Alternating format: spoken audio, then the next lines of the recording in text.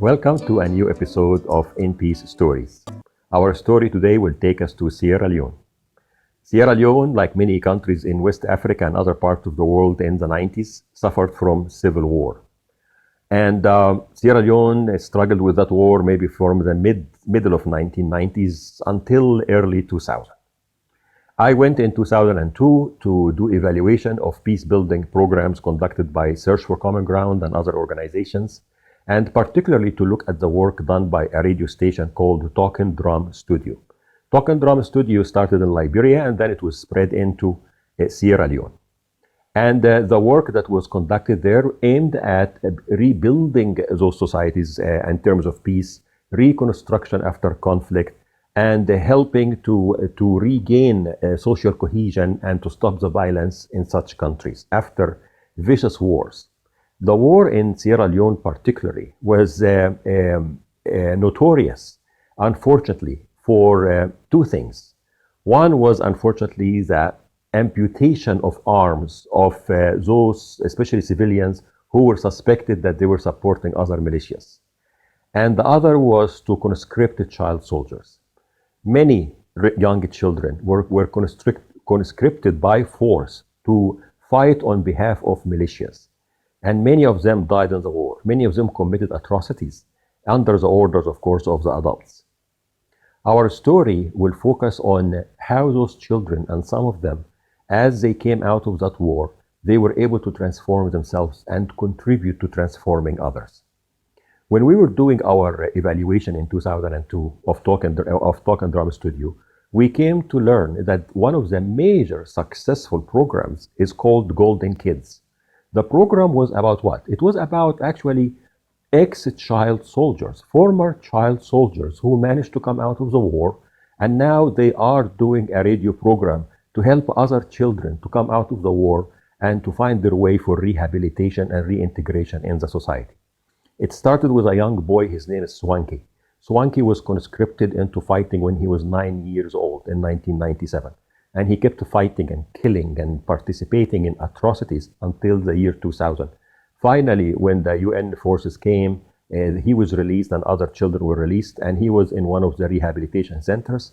And that's when one of the staff of Talk and Drama Studio got to see him, and he sensed that he has the capacity and the charisma to do a good radio program.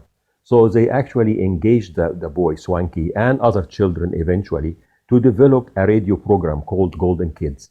The objective of the program was to have Swanky and others interview kids and talk about their experiences during the war and why this was terrible and wrong to them and to others, and to give guidance to children who are still in the bushes fighting, how to come out, where to go, where do you find a rehabilitation center, and who to contact.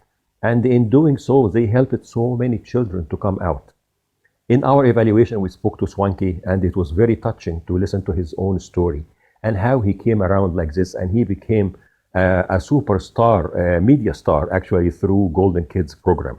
We also spoke to children in the rehabilitation centers, in the Don Bosco Center and other centers, and we also came to learn about how significant the work of Golden Kids and the work of Swanky was for them to be able to come out of the fighting and to find their way to reintegrate in the society.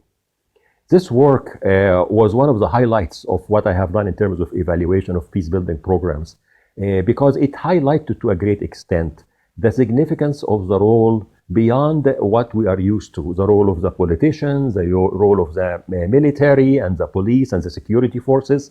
No, here we are talking about the role of children, how children themselves can be actually effective in keeping peace, in making peace, and in building peace. The role of children, in addition to the role of women we spoke about in a previous episode, and the role of other members of the society is critical for all elements of how we go about bringing peace to our societies. We cannot always rely on the officials and the government and the security to achieve this. Peace is way beyond what politicians and the security forces can do.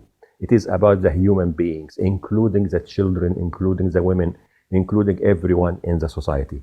The story of Swanky will stay with me forever because it really showed me the hope that we have when we can put our trust in what the children can do. And imagine what we can do with many similar situations in the rest of the world. I hope you found that story useful, and until more stories, in peace. Amr.